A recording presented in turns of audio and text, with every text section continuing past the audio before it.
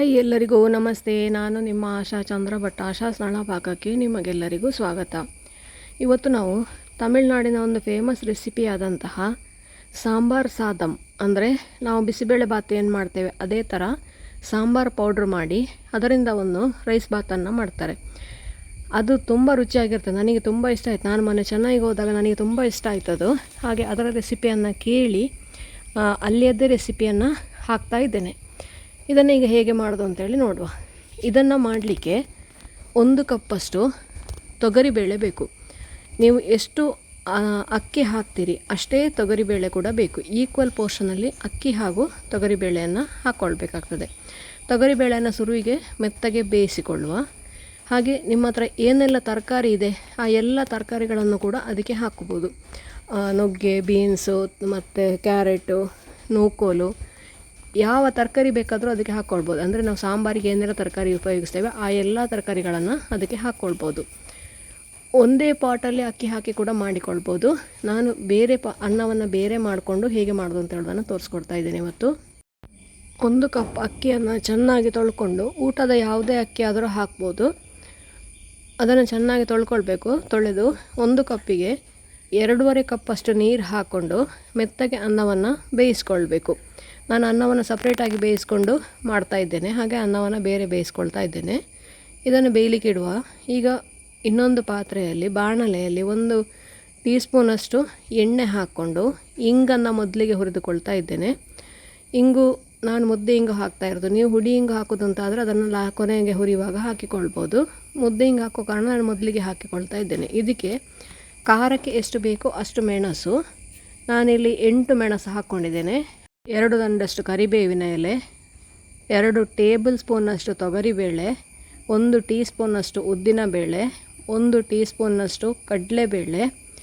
ತೊಗರಿಬೇಳೆ ಯಾವಾಗಲೂ ಸ್ವಲ್ಪ ಜಾಸ್ತಿ ಇರಬೇಕು, ಕಡಲೆಬೇಳೆ ಉದ್ದಿನಬೇಳೆ ಸ್ವಲ್ಪ ಕಡಿಮೆ ಇರಬೇಕು. 10 ಮೆಂತೆಕಾಳು. ಇವಿಷ್ಟನ್ನು ಹಾಕ್ಕೊಂಡು ಚೆನ್ನಾಗಿ ಪರಿಮಳ ಬರುವವರೆಗೆ ಸಣ್ಣ ಉರಿಯಲ್ಲಿ ಫ್ರೈ ಮಾಡಿ.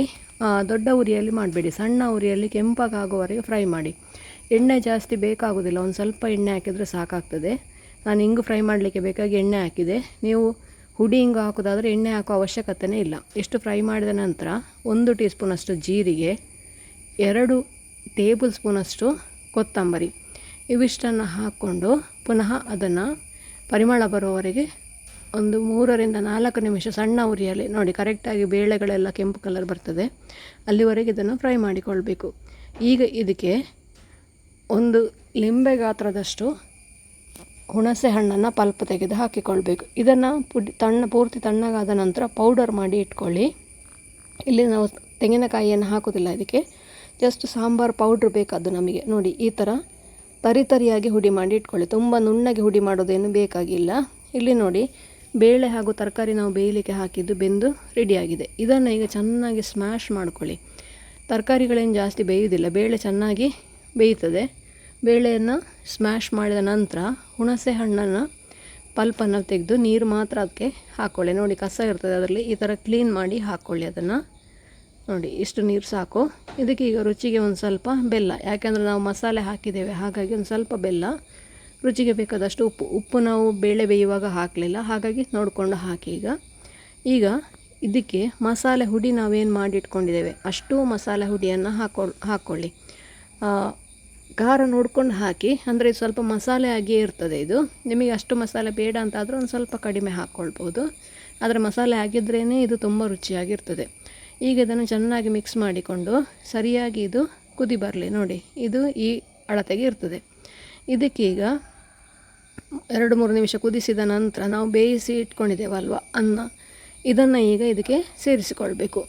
ಅನ್ನ ಉದುರುದುರಾಗಿರಬೇಕು ಅಂತೇನಿಲ್ಲ, ನಾವು ಬಿಸಿಬೇಳೆ ಬಾತು ಮಾಡುವಾಗ ಹೇಗಿರ್ತದೆ ಅದೇ ಅಳತೆಯಲ್ಲಿ ಇದು ಕೂಡ ಇರ್ತದೆ. ಸಾಂಬಾರ್ ಸಾದಮ್ ಅಂತ, ಅಲ್ಲಿ ಅವರು ಸಾಂಬಾರ್ ಸಾದಮ್, ರಸಂ ಸಾದಮ್, ಪುದೀನ ಸಾದಮ್ ಅಂತೇಳಿ ಬೇರೆ ಬೇರೆ ಅನ್ನವನ್ನು ಮಾಡ್ತಾರೆ.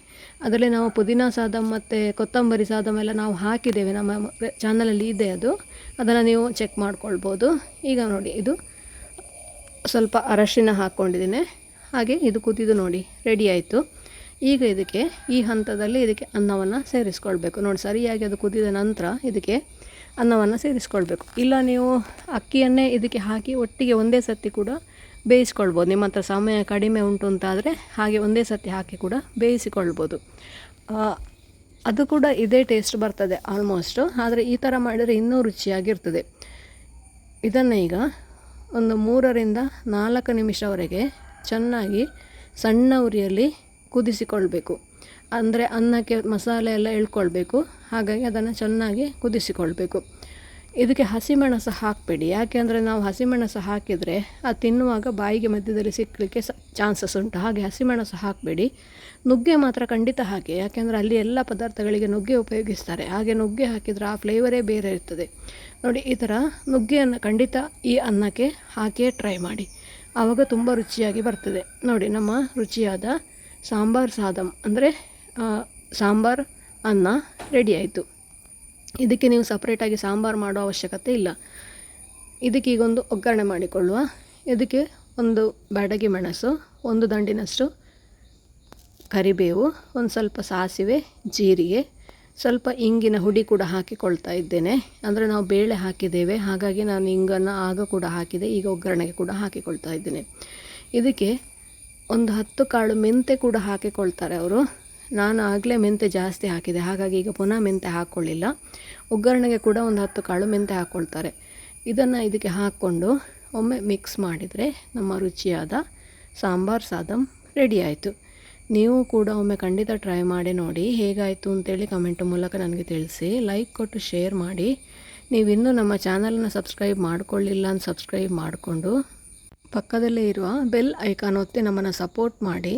ನಮ್ಮ ಇನ್ಸ್ಟಾ ಹಾಗೂ ಫೇಸ್ಬುಕ್ ಪೇಜನ್ನು ಕೂಡ ನೀವು ಫಾಲೋ ಮಾಡ್ತಿಲ್ಲ ಅಂದರೆ ಅದನ್ನು ಕೂಡ ಫಾಲೋ ಮಾಡಿ. ಮುಂದಿನ ವಿಡಿಯೋದಲ್ಲಿ ಇನ್ನೊಂದು ಹೊಸ ಅಡುಗೆಯೊಂದಿಗೆ, ಇನ್ನೊಂದು ಹೊಸ ರೆಸಿಪಿಯೊಂದಿಗೆ ಪುನಃ ನಿಮ್ಮನ್ನು ಭೇಟಿ ಆಗ್ತೇನೆ. ಧನ್ಯವಾದಗಳು.